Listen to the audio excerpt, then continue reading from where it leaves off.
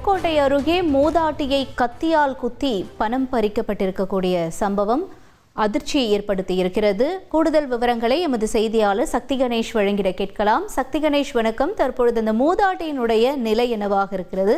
மேலும் இந்த சம்பவத்தில் ஈடுபட்ட நபர் பற்றிய தகவல் வெளியாக இருக்கா? என்ன நிலவரம்? வணக்கம்.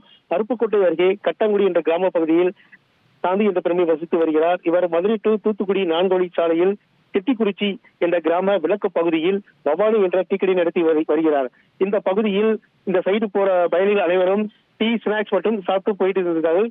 இன்று மதியம் வாலிபர் ஒருவர் இந்த டீ கடைக்கு வந்து டீ அருந்தி விட்டு சென்று விட்டு திரும்பி இந்த மூதாட்டி தனியா இருக்கும் சூழ்நிலையை பார்த்து வந்து அந்த மூதாட்டியின் கழுத்தில் கத்தியை வைத்து அந்த மூதாட்டியின் மேல் அமர்ந்து அந்த மூதாட்டியை பயமுறுத்தி கத்தியால் கழுத்தின் கீழ் பகுதியில் குத்தி தன்னிடம் உள்ள பணத்தை கொடு என்று கேட்டுள்ளார். உடனே மூதாட்டி பயந்து என்னிடம் தற்பொழுது 1000 ரூபாய் தான் இருக்கிறது என்று சொன்ன அந்த 1000 ரூபாய் பணத்தை வாங்கி கொண்டு அங்கிருந்து அந்த மர்ம நபர் தப்பித்து சென்று விட்டார்.